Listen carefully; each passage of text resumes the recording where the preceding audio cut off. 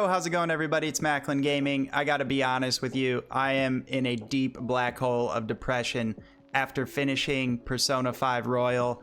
That was just an insane, overwhelming, emotional game. Like, the whole ending with the new Royal story in the counselor, and then just the music and the ending credits. Have you ever watched the ending credits to Royal? Like, if you beat that 150-hour game, you'll see it. And that song that plays, I feel like not many people have.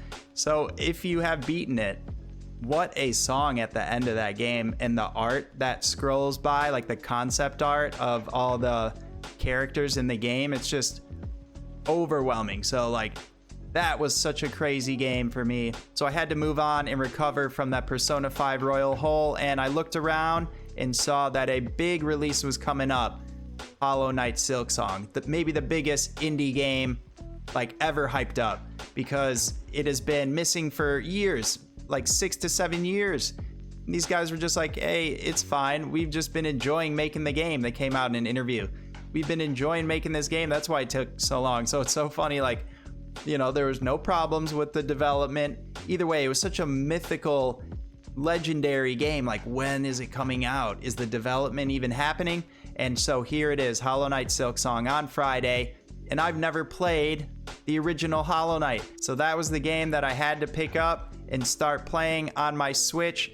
And here is the kicker. I have a Nintendo Switch 2, and I got the game, obviously on Switch Physical, but I didn't put it into my Switch 2. I started playing it on my Switch 1 OLED. So why would I do that? Why would I play Hollow Knight not on the more powerful, newer Switch console? I went back to open up the OLED, which I put in the case, put it in a dusty old box already. What is the point?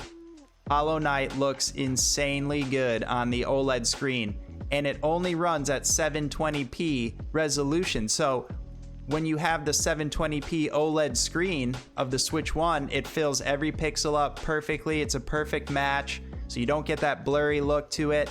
And the OLED blacks, each pixel gets controlled individually in an OLED. So when you see black, it just shuts off the pixel. So you just see the screen is off in the certain parts that are black on the screen. And Hollow Knight has so much black on the screen. I was just in like Deep Nest, and oh my gosh, it's so hard to see. It's like scary down there. It plays a nightmare, to be honest. But the OLED blacks, this game just pops on the Switch 1 OLED. And an even more important point, when I did try to play it on the Switch 2 at first, I was pressing the jump button and I was running to the end of the ledge, and I would just walk off the end of the ledge. Like, the button latency was so much that I was missing my jumps. So I actually felt the latency on the Switch 2 for the first time, which is worse than the OLED Switch 1. Has like shorter latency time, I guess, between the button and the screen response time. So I was noticing problems with Hollow Knight 1 on Switch 2 and the latency of the jump button there. So I really hope Hollow Knight Silksong fixes all that, you know. But here I am talking about Hollow Knight, my first impressions. I've never played the game, so what do I think about it?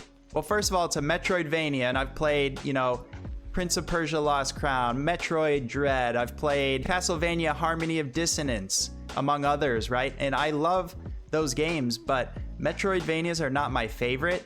I'll start out by saying they are very frustrating when you are just exploring and you get to a dead end, or you get to a path you cannot unlock. You know, it's like I have to go explore somewhere else, get an ability or a new item, and then I have to come back and unlock this path, and I might forget where the heck this is in like 10 hours of gameplay. So that is Hollow Knight in a nutshell. You are just exploring in the depths of this world. You're like a little bat or like some little warrior, and he has a nail as a sword. I don't know if he's a bat. He's just some little creature. He's got the white helmet. He's an iconic character nowadays, but I don't actually know what he is. But I know you go around killing bugs, and there's like other insects in the game. You're definitely like a little creature, and you're going down underground, it seems like, and you go through all these areas. I've unlocked like 7 areas. I feel like I'm almost done completing the map, but no, there's more to go. I just got to like the ancient grounds or something. I don't remember what they're all called, but fungal wastes. I've been there, you know, I've been to the fog area, the crystal caverns or the crystal cave. So I've been to the City of Tears and Deep Nest. I'm all over the place in this game. The combat is super fun. It's really kind of tricky. I couldn't believe how much this game was like a Souls game. You know, when you die, it's pretty brutal. You'll have these benches that'll heal you, and those are your checkpoints around the map.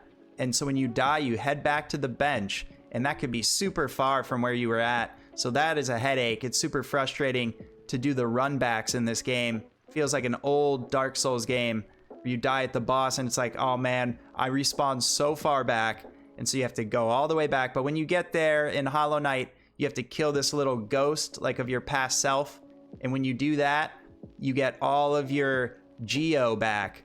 What is Geo? G is just money. It's the currency in the game. And that's how you like buy charms or lanterns you can see in the dark areas of the game. And like there's many uses of Geo in the game. And so that's the risky thing that makes it feel like Souls. Like when you die, you lose it and you have to go back and pick it up. So that part's frustrating, but the combat really is fun and it's satisfying when you get farther, right? When you died and you go back and then you recover and move on from there and progress and then get to a boss and then die again.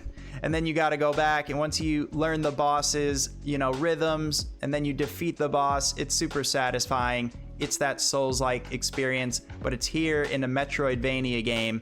So I think that is super cool. But yeah, to be honest, I thought I'd be able to finish this game before Silksong came out. I'm like 2 days away from the release of Silksong.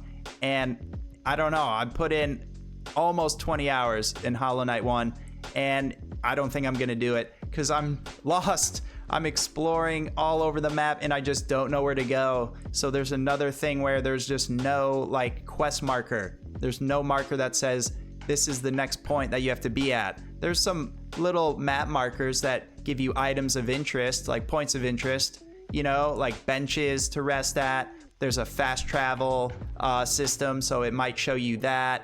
It can show you little shops, but it doesn't show me like if you go here, this will move the main story along. And that's, you know, fine. I'm a little frustrated with that because I'm on this time crunch. I feel like I want to beat Hollow Knight fast, but if I just kind of slow down and enjoy it more, I think that'll go away and I'll enjoy the exploration instead of being frustrated like I don't know where to go. But I did just make a major breakthrough before making this video. I was lost and I just got to a brand new area, so it feels good. Then it's like you can just hang out there and explore. But yeah, there's a lot of pros and cons I've been bringing up about the game, and I do like it, but it is definitely frustrating, and I do hope there are some quality of life improvements in Silksong to improve on the first game, like the run backs of the benches. Give me more benches.